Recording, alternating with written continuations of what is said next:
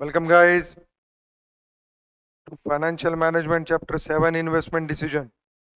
अपने 3 लेक्चर हुए ना इसके. Today is the 4th lecture. Project with unequal lives. अपने को सीखना था. सही बात है ना. ये अपना हुआ था पहला. ये प्रॉब्लम हुआ था ना. Capital budgeting under capital rationing. नहीं अपने पास कितना बजट है ये सारी चीजें अपन देख रहे थे ना. अपने पास कैपिटल स्पेंडिंग था 1,20,000 का. उसमें अपन सबसे ज्यादा प्रॉफिटेबल कौन से इसमें जा सकते हैं वो अपन चूज करते हैं. इसलिए अपन ने रैंकिंग दिया था.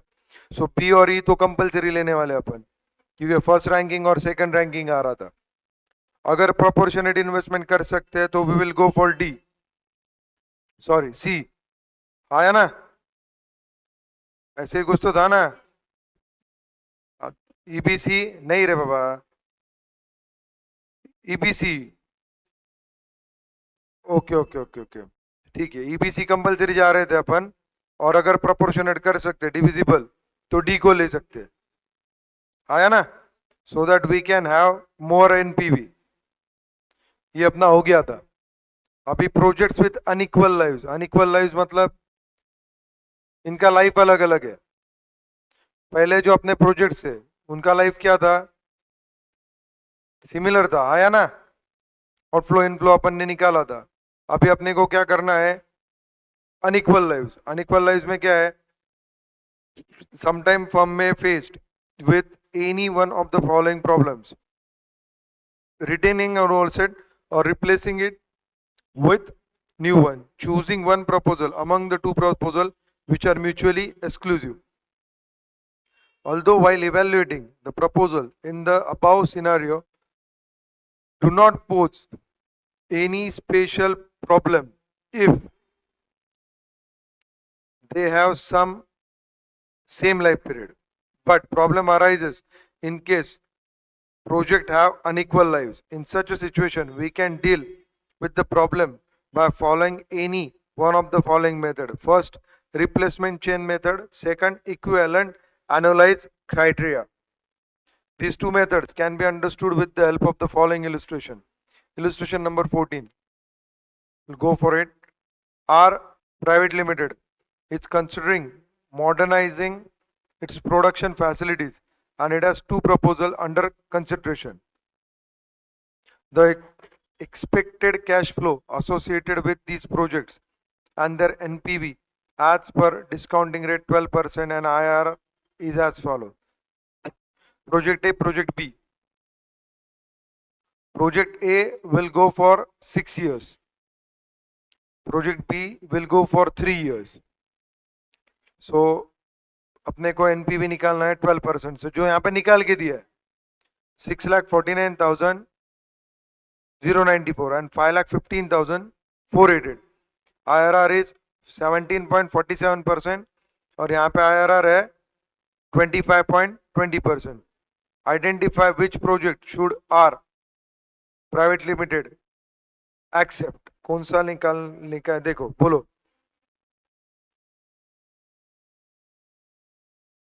पक्का. श्योर. खत्म. Since both projects is some important, although from NPV point of view project A appears to be better, but from IRR point of view project B appears to be better. Since both projects have unequal lives, selection on the basis of these two methods shall not be proper. In such a situation we shall use any one of the following. दो method है, एक replacement chain और दूसरा equivalent annualised criteria. Replacement chain common life method क्या दिया है देखो.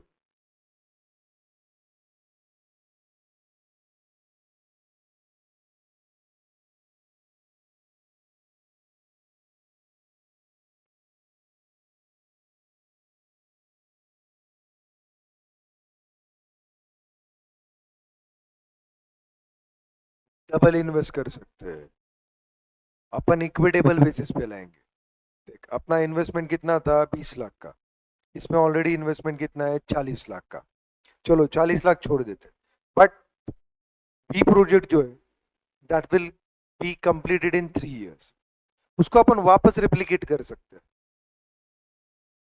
मतलब वापस 20 लाख इन्वेस्ट करेंगे और वापस अपन उसके 3 साल तक रिटर्न्स कमाएंगे। हाँ या ना? कमा सकते हैं ना? We are having chance. यही चीज दिया है। Since the life of the project A is 6 years and project B is 3 years, to equalize lives, we can have second opportunity of investing in project B after one time investing. The position of cash flow in such situation shall be: पहले 20 लाख डाले, 7, 13, 12 कमाए, वापस 20 lakh outflow हुआ, 7, 13, 12 कमाए। NPV of extended life of 6 years for project B shall be 8,82,403 and IRR of 25.20. Accordingly, the extended life NPV of project B appears to be more attractive. क्यों? उसका NPV ज्यादा आएगा। हाँ या ना? डेफिनेटली। अभी तुम्हारे को टेबल नहीं दिया है, तुम टेबल बना सकते हो।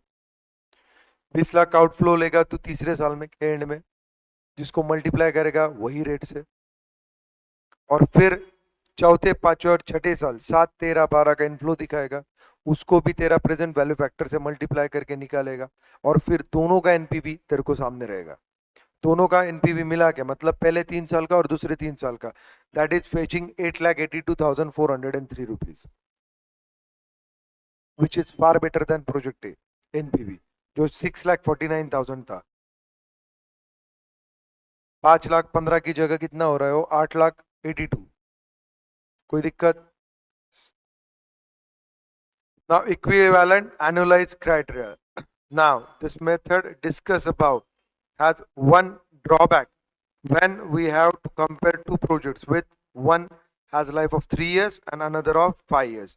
In such a case, the above method shall require analysis of a period of 15 years, that is common multiple of these two values. The simple solution to this problem is use the equivalent analyze criteria involving the following steps. Compute NPV using WACC और discount rate 12% जो अपन ने निकाला. Compute present value annuity factor PVAF of discounting factor used above for the period of each project.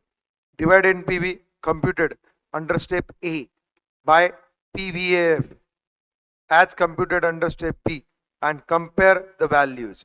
देखो, accordingly the proposal under consideration NPV at 12%. कितना है बेटा? 649, 515. Now PVAF at 12% कितना है बेटा? 4.112, 2.402. ये कहां से आया? टेबल में जाओ, तुम्हारे पास मॉड्यूल में पीछे है। 5 साल 12%। 5 साल है? 6 साल है? 6 साल है, इसमें 5 साल लिया है, कोई दिक्कत नहीं। 5 साल 12%। कितना आ रहा? PVF present value annuity factor,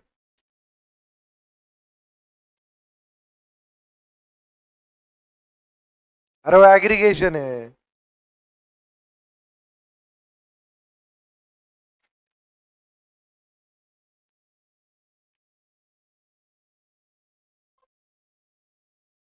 आया क्या? उसको बता कहां पे?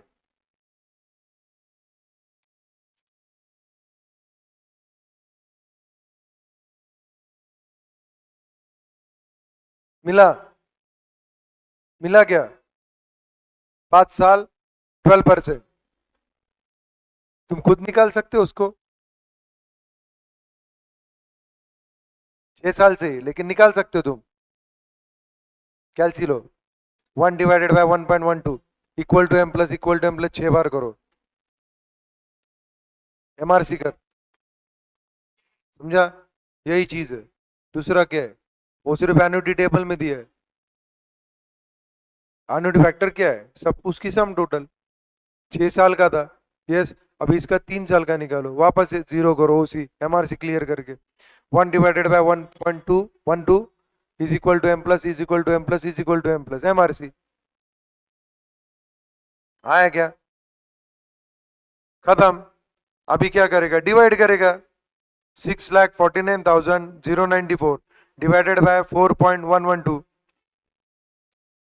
एनुअलाइज कितना आया 1,57,000, और ये आया 5,15,488 डिवाइडेड बाय 2.402, 2,14,000, खत्म. So project B will be should be selected. अगर लाइव्स अनइक्वल रहे तो तुम एनालाइज क्राइटेरिया यूज कर सकते हो. जो पहला था वो सिंपल था, जिसमें तुम क्या रहे थे, कॉमन लाइफ मेथड, मतलब उसको 3 साल को 6 साल में कन्वर्ट करो. कॉमन मल्टीप्लायर निकालो नीचे इक्विवेलेंट एनालाइज क्राइटेरिया में. कॉमन मल्टीप्लायर करके निकाला तुमने, 6 साल है, 3 to the 6 कर दिया अपन ने. आसान चीज था. एनुअलिटी फैक्टर निकाला और एनुअलाइज किया उसको. एनुअलाइज करने के बाद तुमको क्या पता चला कि बेटा पहले का एनुअलाइज रिटर्न तो 1,57 है और दूसरे का 2,14 है, तो अपने को परवड़ रहा कौन सा है, 2,14,000. So will select the project B. Common method से भी प्रोजेक्ट बी आ रहा क्योंकि उसका एनपीवी ज्यादा है. 3 साल में 5,15 दे रहा था, 6 साल में 8, जो भी दे रहा है 6,49 से तो ज्यादा ही है, 649 से. समझा. इलस्ट्रेशन 15. अभी अपन कॉमन में आ गए, सब खत्म हो गया लर्निंग वाला पार्ट. अभी सब एप्लीकेशन वाला पार्ट है. ये 15 से लेके 16, 17, 18 तक जो भी एग्जाम्पल है वो, प्लस तुम्हारे एक्सरसाइज के जो भी 14 एग्जाम्पल्स है वो. आज अपन ये बेसिक क्लियर करेंगे, फिर कल लेक्चर में अपन क्या क्लियर करेंगे, तुम्हारे वो 14 क्वेश्चंस. एवरेजली 7-7 क्वेश्चन अपन खत्म करेंगे. 2 लेक्चर्स कर लेंगे और कल ये टॉपिक खत्म हो जाएगा. कल ये खत्म हो गया तो अपना टेंशन खत्म. फिर dividend decisions. Dividend decision 2-3 lecture में खत्म हो गया. फिर बचा क्या तुम्हारा, वर्किंग कैपिटल मैनेजमेंट. वो अलग अलग यूनिट्स है, मेरे हिसाब से 6-7 यूनिट रहेंगे उसमें, 6 या 7 जो भी रहेगा, 6 यूनिट्स है. 6 यूनिट के 6 लेक्चर, और किस किस यूनिट्स को 1 लेक्चर एक्स्ट्रा लगेगा. टेंशन की चीज नहीं है वो, और वो आसान है. सबसे आसान रहेगा कुछ तो है working capital management, the most easy, the most easy. और उसके ऊपर क्वेश्चन भी आएगा तो 6 मार्क का, 5 मार्क का, ज्यादा बड़ा क्वेश्चन उसके ऊपर आएगा नहीं. और वो भी आसानी आएगा जो तुमको स्कोर निकाल के देगा. और वो 6 यूनिट्स पे मिलके 1 आध यूनिट पे क्वेश्चन आएगा, 6 के 6 यूनिट पे नहीं आएगा. मतलब वो टॉपिक का वेटेज ही 6 से 8 मार्क का है, उसके ऊपर नहीं, तो उसका टेंशन छोड़ दो. इलस्ट्रेशन आएगा बड़ा क्वेश्चन तो ये चैप्टर पे आएगा, chapter number 7, investment decision, 10 mark का. वो भी अभी 16 मार्क का क्वेश्चन का क्राइटेरिया नहीं रहा है, 10 मार्क, मतलब रीजनेबल ही रहेगा. और तुम अगर मॉड्यूल के सॉल्व कर रहे हो और उसके बाद अपन ने दे वाले क्वेश्चन बैंक का सॉल्व कर रहे हो, तो trust my word question bank तुमको आसान लगेगा, क्योंकि मॉड्यूल में क्वालिटी अच्छी है, वैरायटी भी है. सो 15th illustration. Alpha company is considering the following investment projects. Project A, B, C, D. Project एक में आज 10,000 की इन्वेस्टमेंट है, अगले साल 10,000 का कैश फ्लो है. बी में 10,000 का इन्वेस्टमेंट है, 7.5 का कैश फ्लो है. सी में 10 का इन्वेस्टमेंट है, 2, 4, 12 का कैश फ्लो है. डी में 10 की इन्वेस्टमेंट है, पहले साल 10, दूसरे साल 3 और तीसरे साल 3 का उसमें क्या है बेटा, रिटर्न है. मेरे हिसाब से NPV will be better for D. दिखते से ही समझ जा रहा, क्योंकि तेरा पीवी फैक्टर, डिस्काउंटिंग फैक्टर पहले साल लाइट कम होगा, कितने भी परसेंट से लाइट कम होगा. सो एनपीवी में बेटर कौन सा रहेगा, मेरे हिसाब से डी. चलो देखते. Analyse and rank the projects according to each of the following method. पहला पे बैक. पहला पे बैक के हिसाब से अगर निकालने जाएंगे, डिस्काउंटेड पे बैक नहीं, नॉर्मल पे बैक है.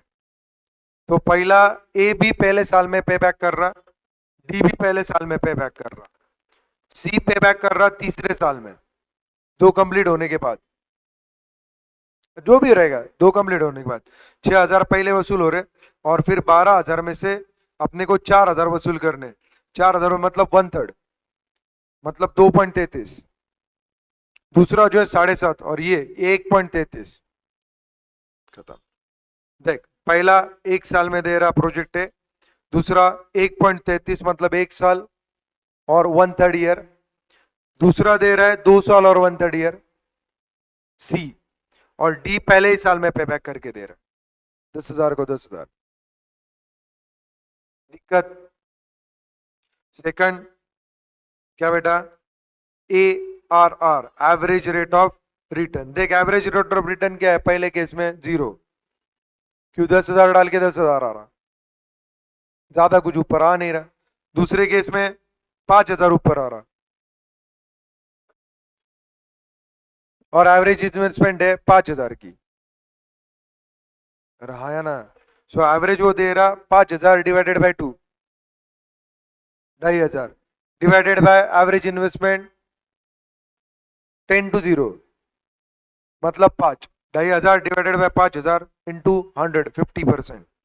सी में बहुत आसान है, अपने को मिल रहे 16,000, सॉरी 18,000, 18,000 कितने साल में, 3 साल में।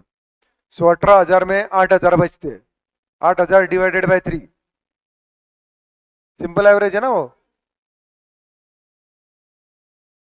मतलब 2,667 डिवाइडेड बाय एवरेज इन्वेस्टमेंट 5,000 की है, 53%। सही बात है।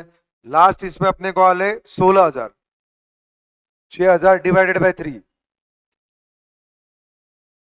2,000, नीचे 5,000 से डिवाइड करेंगे, 40% का तेरा क्या है, ARR है।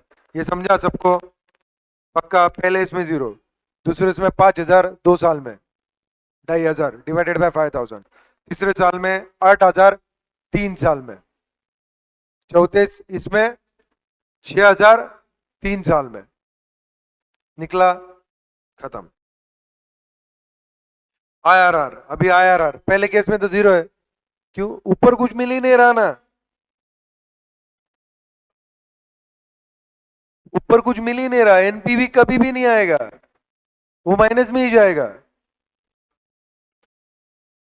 10 को 10 ही आ रहे हैं ना, वो भी एक साल बाद, तो एनपीवी तो माइनस में ही जाएगा। सो यहां पे कितना आएगा बेटा, 0। दूसरे केस में निकालना पड़ेगा, कैसे निकालोगे,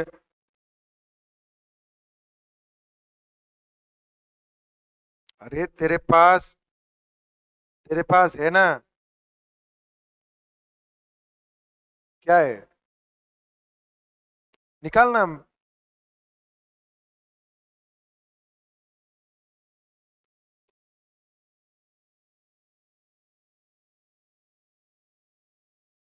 अरे बाबा एनुटी 7,500 है 2 साल की, तो तेरे को निकालना है कितने परसेंट से वो नलीफाई होगा, प्रेजेंट वैल्यू विल बी 0। तेरे को IRR की मेथड मालूम है, मालूम है क्या,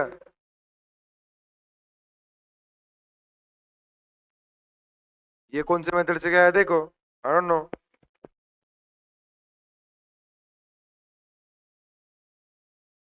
तुम्हारे मेथड से भी जा सकते हैं, वो पीवीएवी फैक्टर से गया है, 10,000 डिवाइडेड बाय 7,500 किया है, 1.33, और वहां से ले जाके उसने 32% निकाला है। तू तेरे मेथड से जाना, तेरा मेथड क्या है, ईयर, कैश फ्लो, आउटफ्लो भी, इनफ्लो भी, उसके बाद प्रेजेंट वैल्यू फैक्टर, एक से पॉजिटिव ला दूसरे से निगेटिव ला, कर सकता है क्या, सी के लिए तो करना ही पड़ेगा, डी के लिए भी करना पड़ेगा, ट्रायल एंड एरर मेथड बोलते हैं ना उसको। चल मैं दिखाता,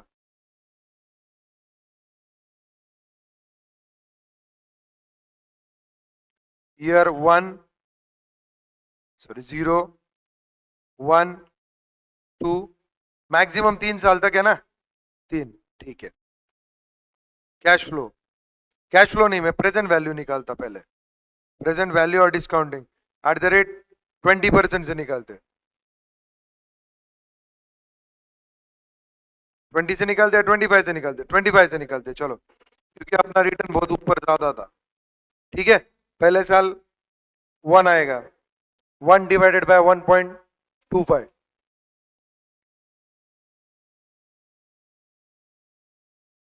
इक्वल टू इक्वल टू ठीक है। अभी कैश फ्लो, कौन सा प्रोजेक्ट है ये, पहला बी वाला ले लेते। यस, बी वाले का कैश फ्लो कितना है, पहले साल 10,000 का आउटफ्लो, तो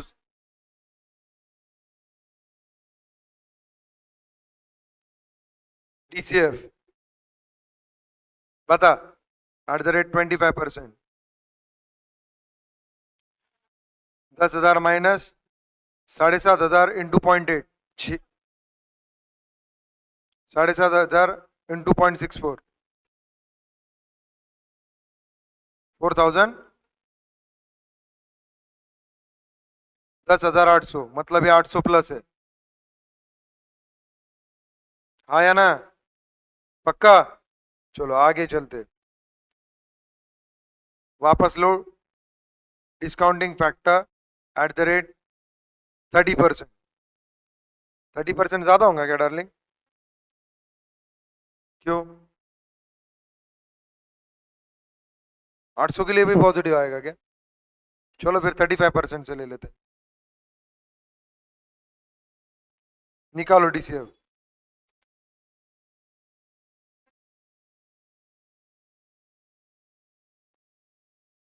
बस दो ही निकालने जरूरी है, मल्टीप्लाई करो,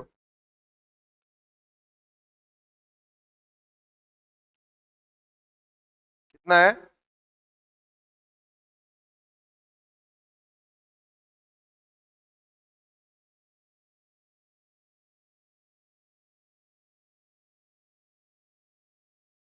करो, माइनस में कितना है बताओ,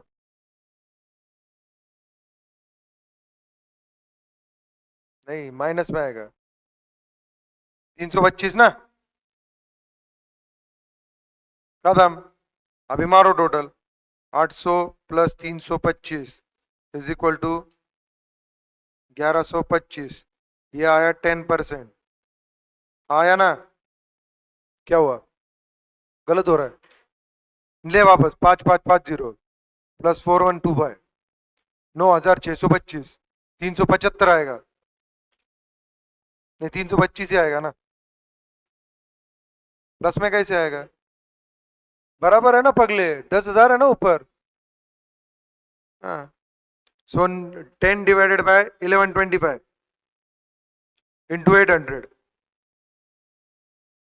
7.11, मतलब 25 प्लस 7.11, ये आया 32.11%, खत्म, ये आ गया तुम्हारा आईआरआर, कोई दिक्कत, कोई दिक्कत, ये सेकंड मेथड का, अभी थर्ड मेथड का निकालते, थर्ड मेथड में कितना था अपना रेवेन्यू, कितना, 10,000 का आउटफ्लो मालूम है मेरे को डार्लिंग, प्रोजेक्ट कौन सा ये, सी, हाँ, 10,000 का आउटफ्लो, 2,000 का इनफ्लो, उसके बाद 4,000 का इनफ्लो, उसके बाद 12,000 का इनफ्लो, सही बात है ना, चलो, डीसीएफ एट द रेट 25%, अपन ने निकाल के रखा है ना, करो, 1 को डिवाइड मल्टीप्लाई किया तो 10,000, 2,000 इंटू 0.8, 1,600, 0.64 इंटू 4,000, 24,2560, और 12,000 इंटू 0.512, 6,144, मारो टोटल, प्लस आएगी 10,304, मतलब 304 प्लस में आएगा, ठीक है। अभी तुम्हारे पास 35 का है, 35 का लेते या 30 का लेते, 300 मतलब पास है, ले लो ना, जान दो 35 का है, क्या फर्क पड़ रहा है, थोड़ा बहुत आंसर इधर उधर हो जाएंगे, ट्रायल एंड एरर ही है ना। ले ले, ये तेरे पास कैलसी। अरे इसका निकाला नहीं है वैसे भी 35 से लास्ट वाला। हम्म।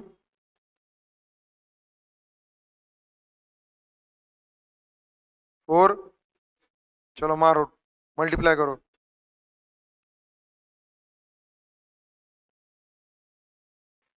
कितना? पहला 10,000, दूसरा कितना है बेटा? 1480, उसके बाद आएगा 55 मतलब 2200। उस 48 कर, माइनस में कितना आ रहा बता।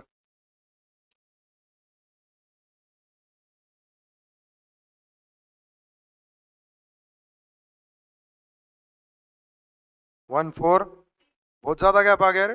ध्यान दे, 1436 प्लस 304, 1740। 10 डिवाइडेड बाय 1740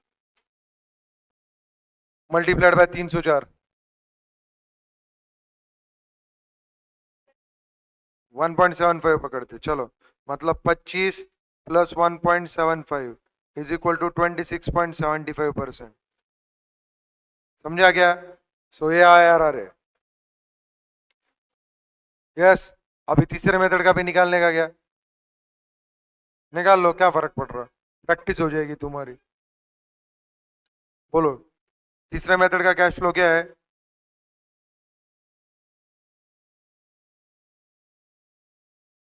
10,000 माइनस, उसके बाद 10,000, चलो अभी डीसीएफ एट द रेट 25%।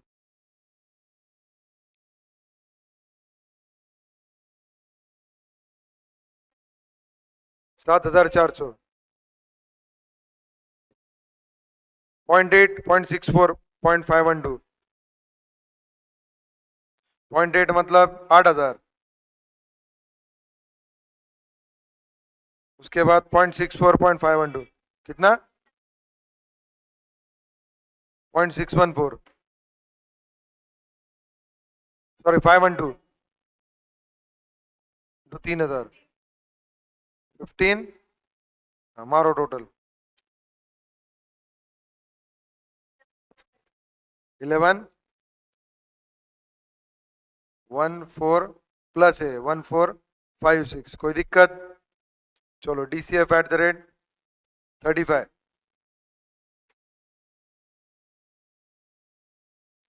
ये तुम्हारा ये है 0.74, 0.55, वो तो मानता हूँ हाँ। उसके बाद 0.5, 16, हाँ, और ये 0.407, 12, मारो टोटल। साला ये भी 271 आया गया, ये भी पॉजिटिव आया। तो यार अपने को 40-45% पे जाना पड़ेगा, 40% से ले लेते चलो। Discounting factor at the rate 40%, निकालो। 1 डिवाइडेड बाय 1.4, 0.714,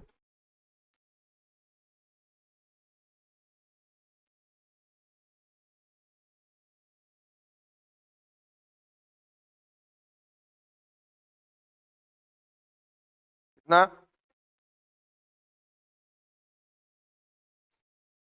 7140, देन 1530,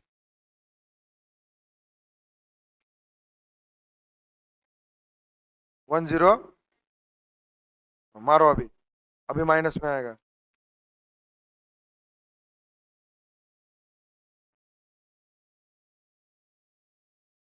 238 प्लस 271,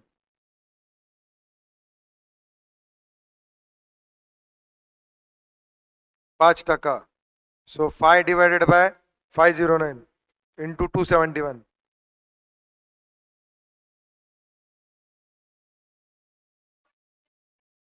2.67 मतलब 35 प्लस 2.67 इज इक्वल टू 37.67%, 6667। समझा? ये आईआरआर मेथड है। हो गया प्रैक्टिस आईआरआर का? देखा आ गया क्या? यही आंसर है हर जगह पे, ABCD। इन्होंने शॉर्टकट यूज किया, तुम नहीं कर सकते ना, तुमको तो ट्रायल एंड एरर यूज करना है। तो ये शीट अच्छे से बन गई ना, कोई दिक्कत नहीं ना? समझा सबको? BCD ए का निकालने की जरूरत ही नहीं है। सो ट्रायल एंड एरर को भी टाइम नहीं लगता। पक्का? आगे NPV मेथड। अरे यहाँ पे नीचे क्यों किया उसने फिर ये 10%, 30%? क्या दिया है? ऊपर दिया है कि कुछ क्वेश्चन में? नहीं, NPV दिया है, अज्यूमिंग रेट 10% और 30%। ठीक है ना? अभी तो तुम निकाल सकते हो, बहुत बड़ी चीज नहीं है। प्रोजेक्ट ए को तो क्या लॉस में जाएगा वो, 10% से भी लॉस में, 30% से भी लॉस में, क्योंकि 10,000 ही आ रहे हैं। प्रोजेक्ट बी को दोनों के लिए प्लस है, 10% से और 30% से। क्यों? अपने को मालूम है उसका IRR 32% था, अपन ने ऊपर निकाला था। सी का IRR 26% के करीब है, मतलब 10% को प्लस जाएगा, 30% को माइनस जाएगा। और डी को अपन ने निकाला, वो 30% के ऊपर है, 37% है, सो दोनों प्लस आएंगे। ठीक है? निकाल सकते हो ना फिर? खत्म। अभी रैंकिंग दो ABCD की, तुम्हारा जो तुमने सारे मेथड्स यूज किए, पहला पे बैक, दूसरा ARR, तीसरा IRR, देन NPV 10%, NPV 30%, दो रैंकिंग। पे बैक में पहला और आखिरी दोनों एक रैंक पे आएंगे, ए और डी। बाद में ARR से लेके आगे तक हर जगह पे पहला 4 नंबर पे रहेगा। हाँ या ना? IRR में last project will be first. D वाला 37% था ना रेट ऑफ रिटर्न, तो ये रैंकिंग डाल सकते हो। खत्म। अभी उसका बी, बी क्या बोल रहा है ऊपर पढ़ते क्वेश्चन में। Assuming the projects are independent, which one should be accepted if the projects are mutually exclusive? Identify which project is best. कौन सा प्रोजेक्ट बेस्ट है पगले? सी और डी दोनों के बीच ही कंपटीशन रहेगा मैक्सिमम। चल यहाँ पे मैं तेरे को एक्सप्लेन करता हूँ। देख, सी का 10% से NPV था, तब कब था? सी 1 पे था। अरे हाँ या ना? अरे बेटा, NPV बोल रहा हूं मैं, NPV 10% से रहा, तो सी कौन से पोजीशन पे था? टॉप पे था। और 30% को पकड़ेंगे तो बी टॉप पे था। तो बेटा अपन किसको प्रेफर करेंगे? NPV 30% अगर पकड़ेंगे तो बी प्रोजेक्ट को। हाँ या ना? और डी को भी करेंगे, क्योंकि D1 पे है, डी सेकंड पे है। तो तेरे को सिर्फ इस तरीके से क्या लिखना है? कमेंट्स लिखना है, तो पढ़ लोगे ना? और बेसिकली अपन IRR और NPV दोनों के ऊपर ही कमेंट करेंगे, और दोनों में तेरे से D is best.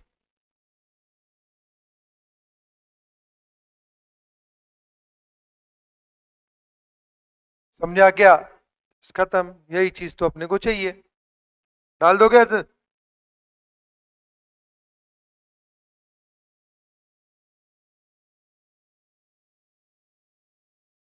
Illustration 16.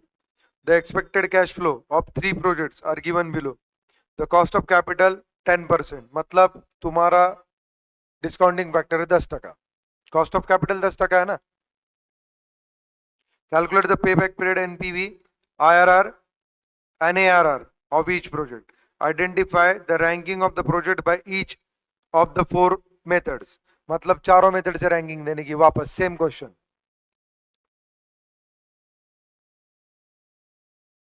ABC। पहला बहुत आसान है, 900 रुपए का कॉमन रेवेन्यू है, तो ये तो बहुत आसान है। क्या करोगे? कुछ नहीं, 1 divided by 1.1 equal to M plus करो 10 बार, MRC करो, और उसको 900 से मल्टीप्लाई करो, लो कैलसी पे। 1 divided by 1.1 equal to m plus 10 बार।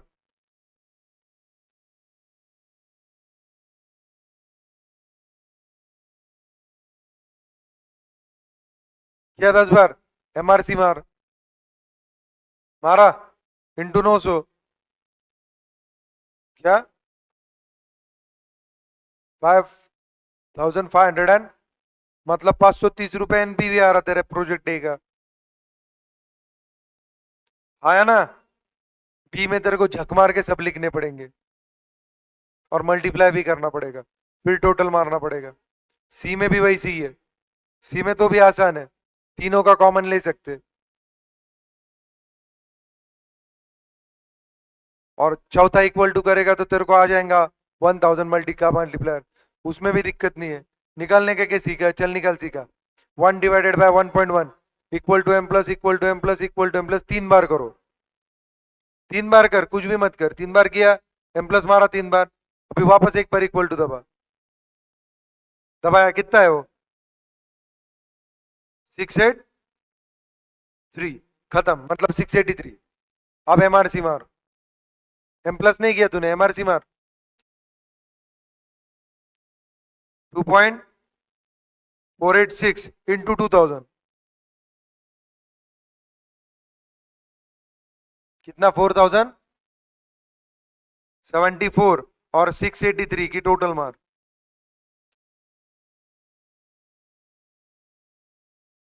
5657, 657। देखो ऐसे ही रहेगा, मेरे को नहीं आता ज्यादा। पहला पे बैक है, दूसरे बाद एनपीवी है, पहले का 530 आया, 531 जो अपन ने निकाला था, तीसरे का किधर गया बे, आएगा 655, अपना कितना आया था बे, 657 आया था, 657 आया था, वो 655 है, ठीक है ना, पॉइंट की वजह से हुआ है वो। तो तुमको तो आता है अभी, आईआरआर भी निकाल लो, निकाल सकते हो ना, जो मैंने निकाल के दिखाया था, पहले 10% से तो तुमने निकाल लिया, वो प्लस था, तो 15% से निकालो, माइनस में जाएगा, माइनस प्लस इक्वेट करो और निकालो आईआरआर, निकाल सकता ना बे। और एआरआर कैसे निकालेगा, कोई टेंशन नहीं है, कोई टेंशन नहीं है। तो बोलेगा कैसे, देख भाई 900 रुपए से 10 साल के पैसे आए ले, मतलब कितने आए, 9000, 9000 माइनस 5000 इन्वेस्टमेंट, 4000 अपन ने कमाए, 4000 कितने साल में कमाए, 10 साल में, तो ऊपर आएगा 400, और 5000 का आधा 2500 नीचे, तो 400 डिवाइडेड बाय 2500 इंटू 100, किधर है, आया ना ये पहला यार, देखना। दूसरे इसमें कितने पैसे थे, वो तुम टोटल मार लो ना, 11500 आए, यस, 5000 के बदले में, मतलब 6500 divided by 10, 650, 650 divided by 2500 into 100, 26%, आएगा डार्लिंग। सी का निकाल, सी का बहुत आसान है, 7000 रुपये आए, माइनस 5000, 2000, 2000 डिवाइडेड बाय 3 साल, नहीं 4 साल, मतलब 500 रुपये बचे, 500 डिवाइडेड बाय 2500 इंटू 100, 20%।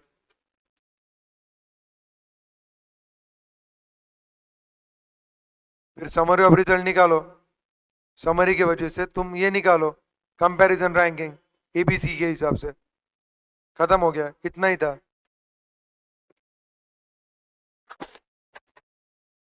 इसका आईआरआर निकाल के दिखाओगे,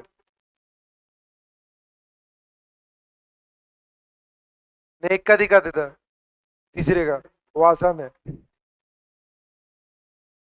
657 रुपये आए थे ना अपने को, उसका निकाल देना, 657 प्लस है, वो क्वेश्चन में निकल जाएगा 2 सेकंड में।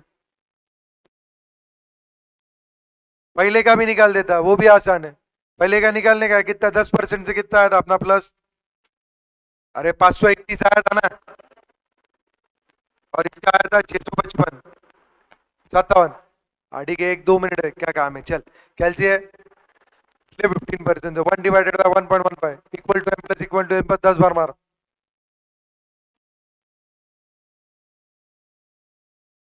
MRC मार।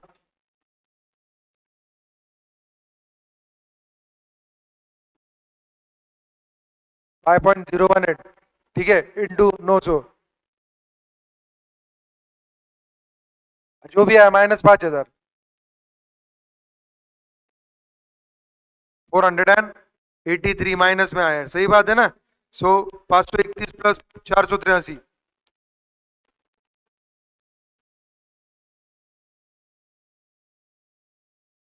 1014 5% से। सो 5 डिवाइडेड बाय 10414 इंटू 531 2.62 मतलब 12.62%।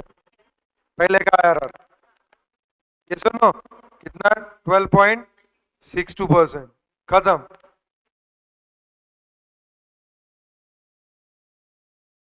अभी तीसरे का निकाल देते वो भी आसान है।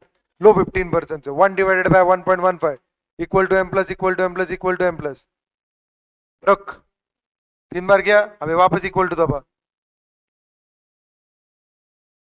0.572 मतलब 572 यस। और इसको मार MRC मार इंटू 2000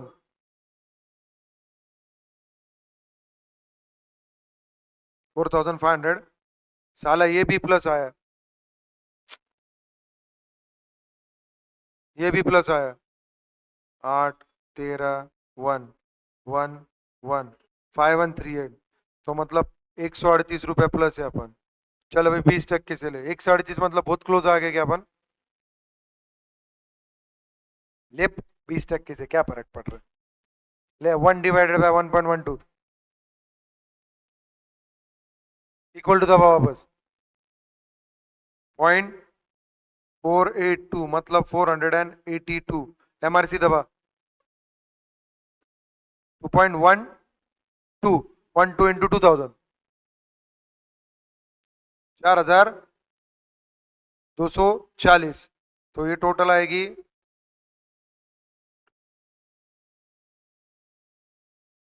4722 5000 से लेस कर 278 माइनस में सही बात है ना। सो 278 plus 138 416 5% 5 divided by 416 multiplied by 138 1.66 मतलब 1.67% 20% प्लस ये 21.67% देखो वही है क्या अप्रोक्सीमेटली वही होना चाहिए 12.62 और यहाँ पे 21.67।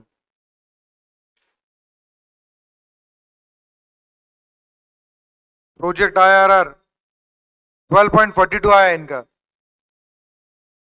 अपना 62 आया है अप्रोक्सीमेशन ही है ना। मेथड सही करो और सी का देखो हो ही नहीं सकता। ओके 15 था क्या अरे पगले तो बता ना मेरे को लिखा नहीं था ना मैंने 20 से नहीं था क्या वो तो ऐसा मत करना मेरे भाई बता ना तू तो 15% से लिया था क्या अपन ने। सो 15% से अपना आया था 138 आया ना और 20% से आया है ये माइनस वाला तो 1.67 मतलब 16.67 आना चाहिए 16.52 आ रहा ना फिर सही आ रहा खत्म। ऐसा क्या कर रहे सही बात है ना लिख के करोगे ना घर पे जाके सॉल्व करो फिर। इलस्ट्रेशन 17 लेने का क्या लो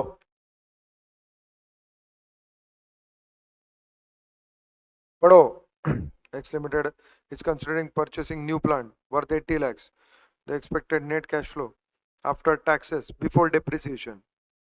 तो अपने को यही चाहिए ना आफ्टर टैक्स बिफोर डिप्रिसिएशन उसने खुद दिया आया था 1 2 3 4 5 6 7 10 साल 10 साल तक है कॉस्ट ऑफ कैपिटल 10%, पे बैक पीरियड नॉर्मल निकालना है, 14 प्लस 14 प्लस 14 कितना, 5 साल, 5 साल तक 70 लाख रुपए हो गया, छठवें साल 86 लाख हो गया, 80 लाख कवर हो गया।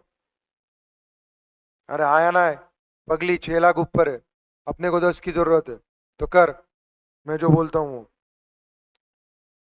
16 नहीं, 12 में 16 ना, तो 10 के लिए कितना, 10 into 12 डिवाइडेड बाय 16, 7.5 साल 7 महीना और 15 दिन जो भी है, 7 साल।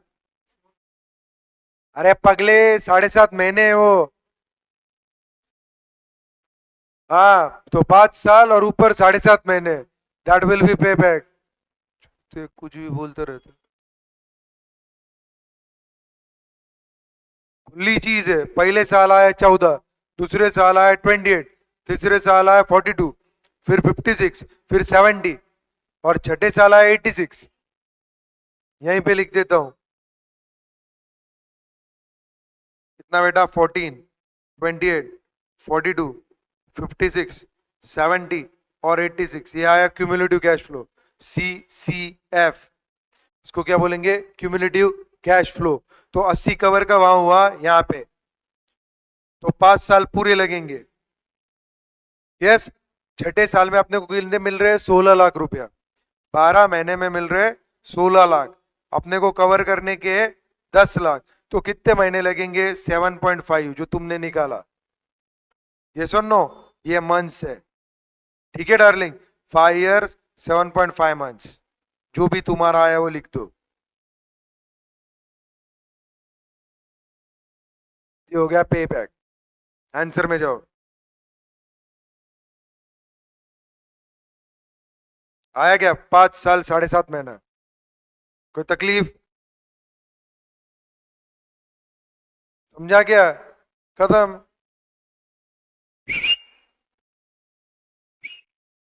खत्म। अभी दूसरा क्या बोला है, NPV at 10 discount factor, then profitability index भी निकालना है, मतलब टोटल मार के, आसान है, 10% से निकालो, है कैलसी, है क्या, ले 1/1.1 इक्वल टू करना है 0.909, वापस इक्वल टू मार, वापस इक्वल टू मार, वापस इक्वल टू मार, वापस इक्वल टू मार, 6, वापस,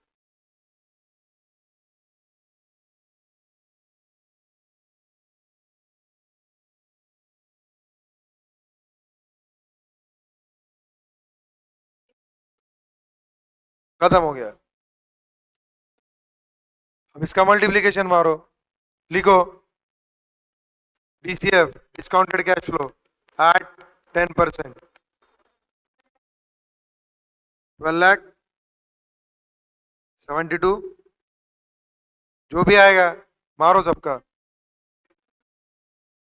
11 लाख, हाँ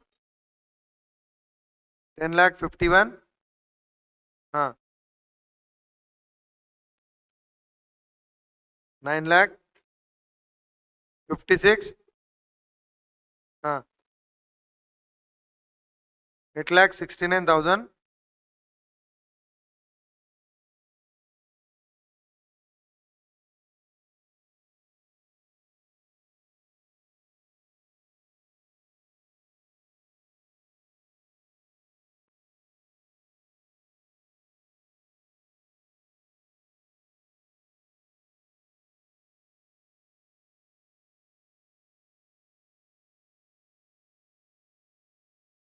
$8,48,000।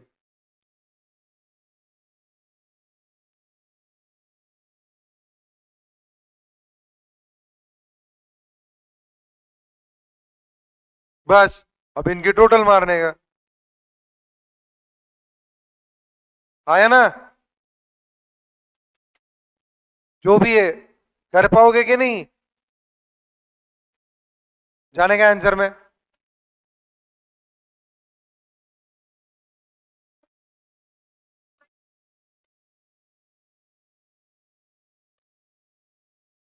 ठीक है ना, जान देना, क्या फर्क पड़ रहा है? 3,000 का गैप है ना, तुमने तुम्हारा भी सही लिया ना, उतना तो चलेगा ना, ऐसा थोड़ी है। नियरेस्ट टू डिजिट करना चाहिए था, तो तुमने 7 लेना चाहिए था, पर तुमने बता टाइम 6 बता दिया, ठीक है, 3,000 का डिफरेंस आएगा, खत्म। नीचे आओ, पे बैक पीरियड समझा क्या? निकाला था मैंने, आया ना? अभी मैंने जो निकाला वही है क्या? देखो यहाँ पे, सिर्फ ये 14,01,000 का डिफरेंस है, तुम बोल रहे खत्म। सो 97,92,200। अरे आया ना, उसमें से 80 लाख चले गए, बचे 17,92,200। यस और नो? खत्म। अभी पीआई निकालो, पीआई में टोटल मारने का अपने को, टोटल है 97,92,000, यस और नो? डिवाइडेड बाई 80 लैक्स, एक के ऊपर आए तो एक्सेप्टेबल प्रपोजल, ये पीआई। हाँ 1.224, एक के ऊपर ही आने वाला है ना, 80 के ऊपर है, खत्म। उसके बाद आईआरआर निकालना है, तुम्हारे पास ऑलरेडी एक 10% से निकाल चुके, वो प्लस है 17 लाख से, तो 15% से निकालो, नेचुरली वो माइनस जाएगा, जाएगा नहीं? 1,16,000 माइनस गया, तो 1,16,000 प्लस 17,92,200, क्या 19,08,200, ये कितने परसेंट को है? 5, ये सुनो, फिर 1,16,000 को निकालो, 5 डिवाइडेड बाय 19,08,200 इंटू 1,16,000, 0.3039, मतलब 304 जो भी रहेगा, ये माइनस करेगा तू 15 से, -15 कर,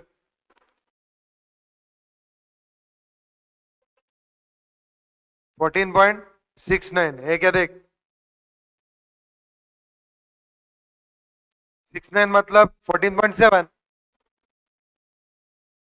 अप्रोक्स, यस और नो? निकला क्या? देखो,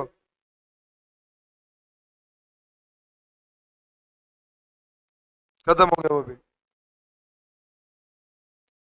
कोई दिक्कत बेटा? कोई दिक्कत? जाने का आगे? 18th इलस्ट्रेशन करो रीड, फिर 19th इलस्ट्रेशन, फिर 20th इलस्ट्रेशन, आया ना? 19 तक ये चल, दो ले लेते, खत्म हो जाएगा। इसका एक भी इलस्ट्रेशन ऐसा नहीं रहेगा जो अपन ने सॉल्व नहीं किया, मॉड्यूल है ना, करना पड़ेगा। 18 का ले लो, HMR Limited is considering replacing manually operated old machine with a fully automatic new machine. The old machine has fully depreciated for tax purpose, but has a book value of 2,40,000. The machine has begun causing problem with breakdown and kind of blah blah blah blah. It's more than 30,000. If sold in the market at present, ठीक है. It will have no realizable value after 10 years. Company has been offered 1 lakh for old machine as a trade in on the new machine, which has a price before allowance for in trade 4,50,000, ठीक है. Expected life of new machine is 10 years with a salvage value of 35,000. Further, the company follows straight line depreciation method, but for tax purpose, return on value method depreciation 7.5%. It's considering that this is the only machine in the block of asset. ठीक है, ठीक है, ठीक है, ठीक है, ठीक है.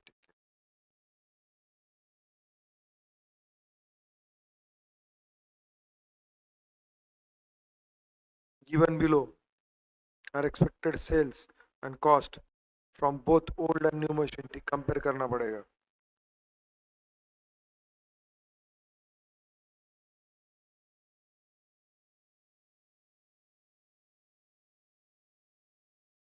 डीबीटी आया 3,24,000,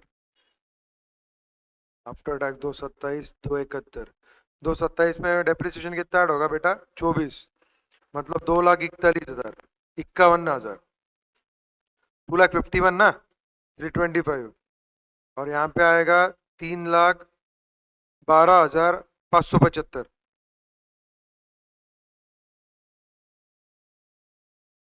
सही बात है ना?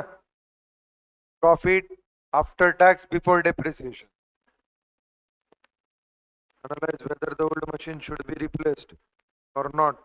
If the required rate of return is 10%, ignore capital gain tax. ठीक है, खुली चीज है. क्या क्या बताया है देखो, एनालाइज करो पहले बताया क्या है. इसकी बुक वैल्यू 2,40,000, टैक्स पर्पज के लिए जीरो हो चुकी है.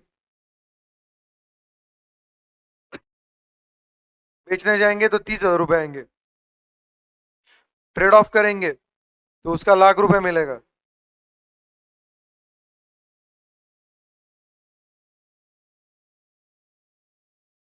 4.5 लाख की मशीन के अगेंस्ट एक्सपेक्टेड लाइफ कितना है? 10 साल.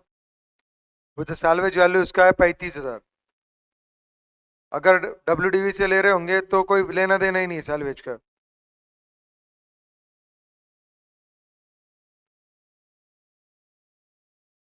But upon straight line method use कर रहे थे. But for tax purpose WDV method depreciation 7.5%. ठीक है, कोई दिक्कत नहीं. और एक ही मशीन है ब्लॉक ऑफ एसेट में.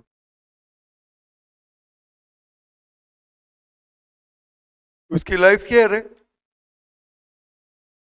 10 साल. तो उसको 10% से जो लगा है ना, वो 41,500 उसी हिसाब से लगा है. नहीं समझा? मैं समझाता हूँ. जाने मन 240 का मशीन है, डिवाइडेड बाय 10 कितना आया? 24,000. कहीं को निकाल रहा. और ये 450 की जो मशीन है, -35,000 सैल्वेज है, यह है 4,15,000 का. उसके ऊपर डिवाइडेड बाय 10 किया तो 41,500 वो आया है आज पर बुक्स. टैक्स पर्पज के लिए अलग है. चलो देखते. क्या बेटा? Rate of return 10%, ignore capital gain tax. क्या करोगे तुम? 10% से तुमको मालूम है कैसे निकालने का है. उसने दिया है प्रेजेंट वैल्यू फैक्टर, उसकी तुमको जरूरत नहीं है. क्या जरूरत? निकाल सकते हैं तुम. 909, 826, 751 आया ना. वो देख 8 में 467 लेते हैं, तुमने 466 बोला था.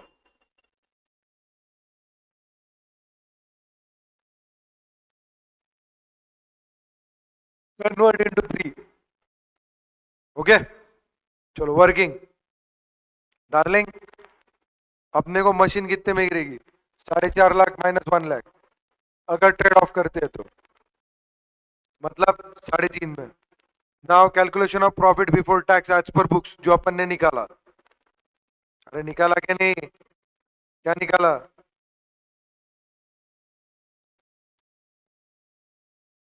हाँ हाँ, तो 324 कहाँ से आया?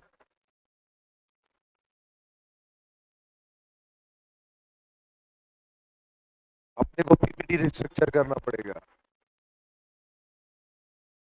हाँ तो दिया है ना 324, और यहाँ पे दिया है 3,387. यस और नो? अब उसमें तू क्या करेगा डार्लिंग? डेप्रिसिएशन ऐड करेगा.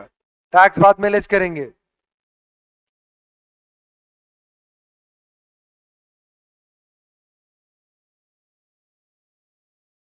क्या क्या? अरे आया क्या? डिफरेंस बता. एज पर बुक्स PPT 62,500, उसके साथ 17,500 का टैक्स का डिफरेंस है. मतलब एज पर बुक्स 80,000 का डिफरेंस है. Profit before tax and depreciation में डिफरेंस कितना है? टैक्स भी जाना बाकी है, लेकिन इस पे डिफरेंस कितना है? 80,000 का. कोई दिक्कत? कोई दिक्कत? तो ये 80,000 का डिफरेंस कितने साल के लिए है? 10 साल के लिए. ऐसा अपन एज्यूम कर रहे हैं.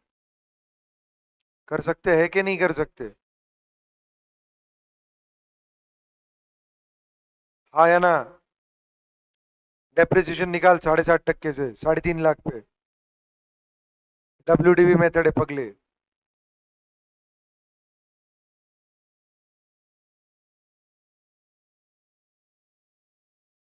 माइनस इक्वल टू इंटू वापस 7.5%, वापस माइनस इक्वल टू,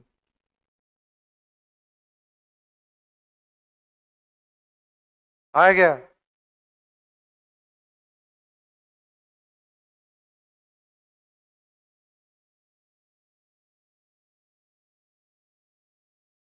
आया ना पक्का। ये जाएगा, आएगा PBT, टैक्स आएगा, टैक्स जाने के बाद आएगा तेरा कैश इनफ्लो।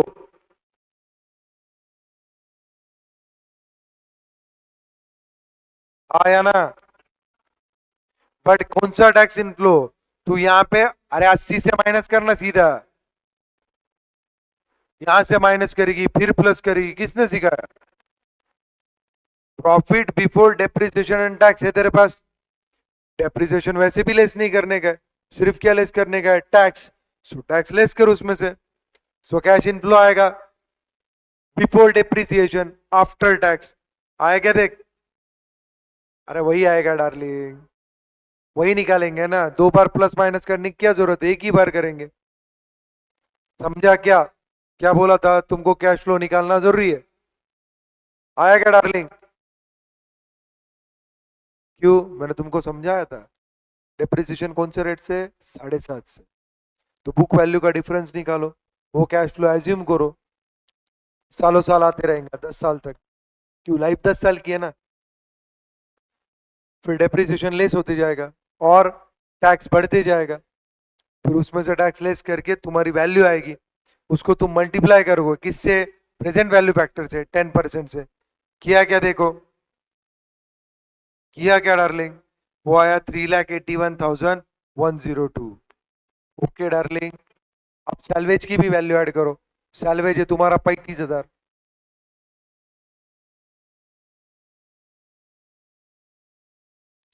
मल्टीप्लाइड बाय 10 साल बाद का तेरा प्रेजेंट वैल्यू फैक्टर, ये आया 13,510,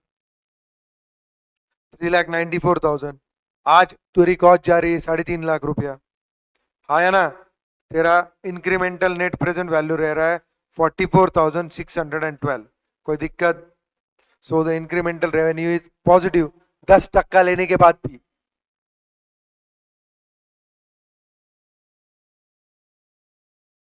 मतलब उसको जीरो करने के लिए अपने को और आगे जाना पड़ेगा। 15%, 20%, 25%। मतलब रिटर्न इज मोर देन 10%। वो भी एनपीवी क्या आ रहा? पॉजिटिव आ रहा। वो भी थोड़ा नहीं, 44,612 से पॉजिटिव आ रहा। तो बेटा we are going to accept the proposal. क्या अपन जुना मशीन, जो भी ओल्ड मशीन है उसको डिस्कार्ड करेंगे और नया मशीन खरीदेंगे। अब तुमको एक बात पता चली होगी, ये प्रॉब्लम में कंसेप्ट बहुत लुक्की है, एवरेज है, राइटिंग ज्यादा है, टेबल बड़ा बनाना पड़ता है। ये सिर्फ कूल रख के, खुली चीज थी, अपने को ऊपर दिया था profit before depreciation and tax. उसमें मेरे को क्या करना पड़ा? डेप्रिसिएशन। अरे हाँ ना। हाँ, प्रॉफिट बिफोर टैक्स, उस पर ने क्या ऐड किया? डेप्रिसिएशन। और उनका डिफरेंस निकाला। क्यों? नेट कैश फ्लो उससे निकलेगा ना, इंक्रीमेंटल कैश फ्लो। सो मेरा इंक्रीमेंटल कैश फ्लो कितना है बुक्स के हिसाब से? 80,000। तो उसको अपन ने बेस पकड़ा और 80,000 को क्या किया अपन ने? इक्वेट किया। फिर डेप्रिसिएशन लगा, कैसे? 7.5% से। वो जाने के बाद जो भी अमाउंट आएंगे उसके ऊपर टैक्स लगा। फिर टैक्स लेस किया कहां से? 80,000 से। फिर उसको मल्टीप्लाई किया प्रेजेंट वैल्यू फैक्टर से, जो अपने को दिया था 10% से। फिर डिस्काउंटिंग कैश फ्लो है अपना 10% से, इंक्रीमेंटल वाला। फिर अपन ने एक चीज भूले रहते अपन, कौन सा? सैलवेज वैल्यू, वो लेना पड़ेगा 10 साल के बाद, उसको भी ऐड किए। फिर उसमें से क्या लेस किए? 3.5 लाख, जो इंक्रीमेंटल कॉस्ट था शुरुआत का। फिर एनपीवी में 44,000 क्या आया? प्लस आया। खत्म भाई, we are going to accept the proposal. सिर्फ तुमको ये टेबल बनाना पड़ेगा और वो आसान है क्योंकि अब तुमको आ रहा है वो सारी चीज। कोई तकलीफ? पक्का? खत्म? जाओ आगे। चलो इलस्ट्रेशन 19 पढ़ो। ऐसा क्वेश्चन बहुत क्वालिटी रहता जो सिर्फ थ्योरी बेस रहता, इसमें थोड़ा दिमाग लगाना पड़ता। XYZ is presently all equity finance, ठीक है, all equity. The directors of the company have been evaluating investment in a project which will require 270 lakhs capital expenditure on a new machinery, ठीक है बेटा? They expect, क्यों नहीं है? तुम्हारा अलग है, ये पढ़ते ना, क्या फर्क पड़ रहा? ये मॉड्यूल में है, नए मॉड्यूल में। तुम्हारा भी नया है क्या? आई डोंट नो ये यहाँ से क्यों है, लेकिन है। नहीं,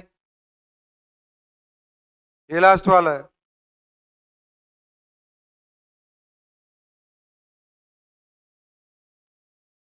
ये लास्ट वाला है, तुम्हारे पास नहीं है?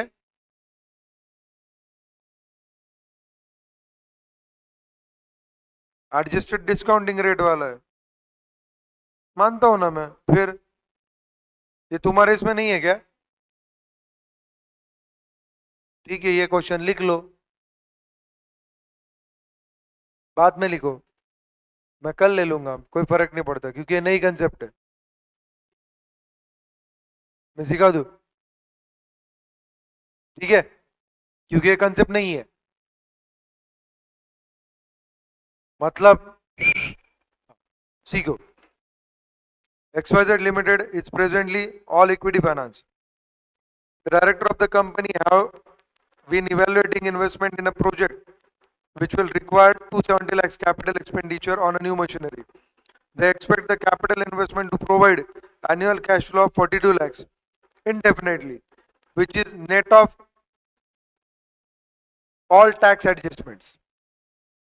मतलब बेटा एनुअल कैश फ्लो आएगा 42 लाख का इंडेफिनेट पीरियड के लिए, ऐसा मानना है उनका, after tax adjustment. The discount rate which it applies to such investment decisions is 14% net, मतलब तुमको डिस्काउंटिंग फैक्टर भी दिया है। The director of the company believe that the current capital structure fails to take the advantage of tax benefit of bad so update and purpose of the finance to finance new project with undated perpetual debt secured on the company's asset। देख अपना अभी क्या structure है, पूरा के पूरा equity finance है, हाँ या ना?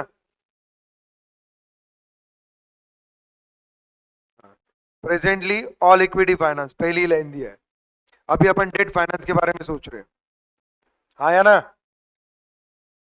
The company intended to issue sufficient debt to cover the cost of capital expenditure and the after tax cost of issue, ठीक है, कोई दिक्कत नहीं। The currently gross rate of interest required by the market on corporate undated debt similar risk 10%. The after tax cost of issue are expected to be 10 lakhs, ठीक है। 10 लाख की cost है, उसको भी अपोर्शन करना पड़ेगा। कंपनी टैक्स रेट इज 30%, अरे आसान। Calculate the adjusted present value of the investment, निकालो। प्रेजेंट वैल्यू कैसे निकालोगे? देख 10% मेरा इंटरेस्ट है, अरे पगले मेरा इशू का कॉस्ट है 10 लाख रुपया,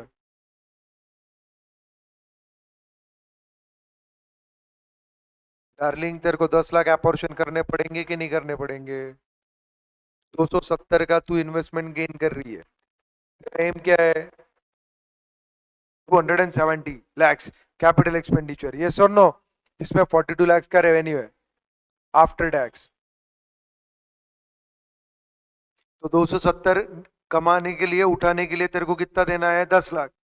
देख adjusted present value is equal to base case present value plus present value of financing decision associated with the project. नई कंसेप्ट है तुम्हारे लिए, जो ऊपर कोई भी तुम्हारे थ्योरी में नहीं दिया था। दिया था क्या? चलो आगे। बेस केस प्रेजेंट वैल्यू कितना है तेरा? सबसे पहले तेरे को कितना इन्वेस्टमेंट चाहिए? 270 चाहिए कि नहीं चाहिए? प्लस तेरा एक्सपेक्टेड रेवेन्यू कितना है? 42, 14% से, सो डिवाइडेड बाय 14.14 या 14% करो, 300 लाख पे मिलेगा। फिर तेरा 270 का क्या है? नया प्रोजेक्ट का एक्सपेक्टेशन है इन्वेस्टमेंट, 30 लाख गेन है उसमें। तू बोलेगा क्यों? अबे 300 लाख के ऊपर 42 मिलने वाले थे 14% से, मार्केट रिस्क प्रीमियम के हिसाब से तेरे को 270 पे ही मिल रहे। मतलब तेरा बेनिफिट कितना है कैपिटल में? 30 का, लेकिन इशू कॉस्ट कितनी है? 10। अरे हाँ या ना? तो तेरी टोटल कॉस्टिंग कितनी है? 270 प्लस 10, 280। अरे हाँ या ना? पक्का? अभी निकालो। तुम्हारा टैक्स रेट कितना है, सॉरी इंटरेस्ट रेट कितना है? 10%। उसके ऊपर टैक्स बेनिफिट है 30%। निकाल। 28 280 इंटू 10%, 28 इंटू 30%, 8.4 लाख इन परपेचुइटी हर साल मिलेगा। The value of tax relief on perpetuity 8.4 divided by 10%, 84 lakh. हाँ या ना?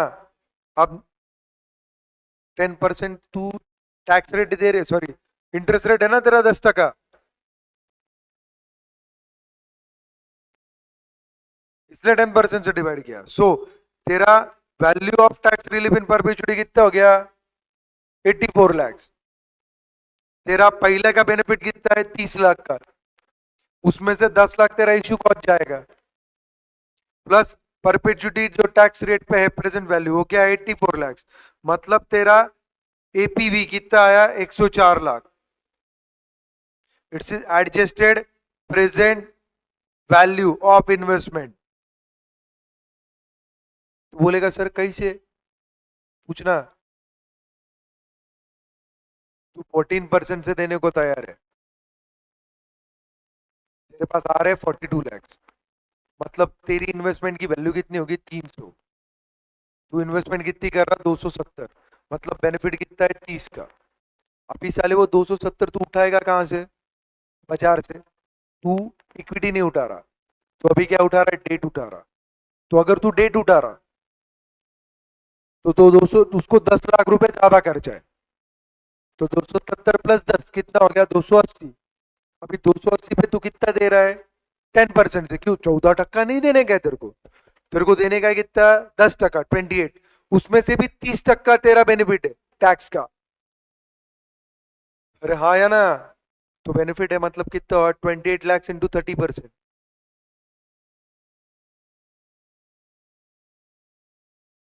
कितना? 8.4 लाख। वो तू 10% को इक्वेट करेगा। क्यों? कैपिटलिस्टिक में कितना है? देख, 8.4 लाख तू कितने लोगों को दे सकता था 10% से? 84 लाख के डेट को। जो कैपिटल का डिफरेंस में तेरे को कितना बेनिफिट मिल रहा है? 84 लाख का। पहला 30 लाख का बेनिफिट, ये 84 का बेनिफिट, 114 का, खर्चा सिर्फ 10। तो जाने के बाद अपना क्या बेटा आया? Adjusted present value of the investment आया 104 लाख। कोई दिक्कत ना? दूसरा क्या पूछा है? Calculate the adjusted discount rate. निकालो एडजस्टेड डिस्काउंट रेट। किस तरीके से निकालोगे? अरे 104 का बेनिफिट लेना पड़ेगा ना उसको, effect low. annual income divided by saving required to allow an NPV to 0. Let the annual income to be X. 280 lakhs minus plus annual income divided by 14%, that is shareholder expectation, is equal to minus 104. क्यों? वो benefit ultimately share holder को ही जाने वाला है ना? हाँ या ना?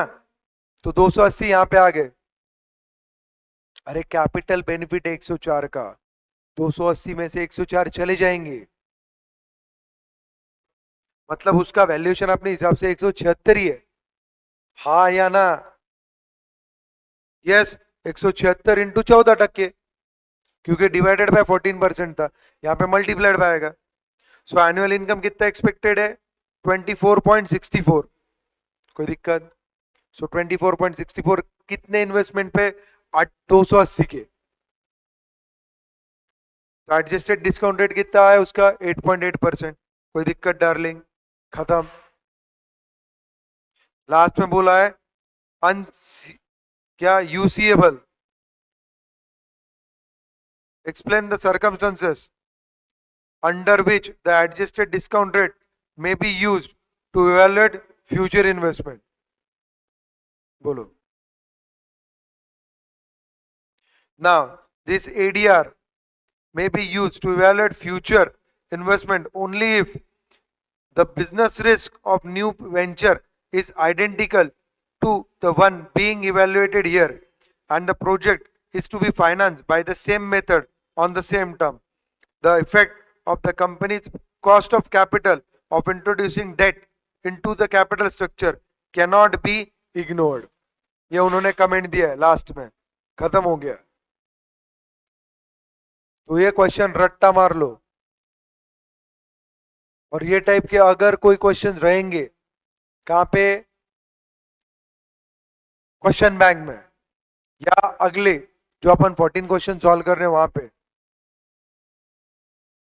तो अपन उसको वहां पे भी सॉल्व करेंगे, फिर इसका व्यू पॉइंट तेरा क्लियर हो जाएगा। तो इसमें कौन से स्टेप फॉलो किए है वो अच्छे से देख लो, क्योंकि ये हटके है जो तुम्हारे इन्वेस्टमेंट डिसीजन में कहीं पे नहीं है, ऊपर भी नहीं, और मैं बोल रहा हूं नीचे भी नहीं रहेगा।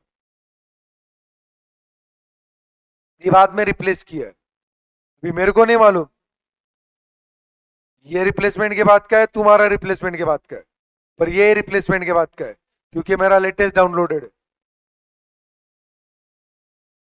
तो तुम्हारा ओल्ड मॉड्यूल है, ऐसा बोल सकते हैं। तो ये अलग है तो करना पड़ेगा। तो सॉल्व करो, कल कोई डिफिकल्टी रही तो इसमें पूछो, कोई दिक्कत? जो कल अपन इसके 2 लेक्चर लेंगे प्रॉब्लम के, सवा घंटे के रहेंगे, और उसके बाद अगर तुमको क्वेश्चन बैंक में भी कोई डिफिकल्टी है तो पूछो, मैं सॉल्व करके दूंगा, ठीक है? 2 लेक्चर्स के बाद डिविडेंड डिसीजंस। चलो, थैंक यू, बाय।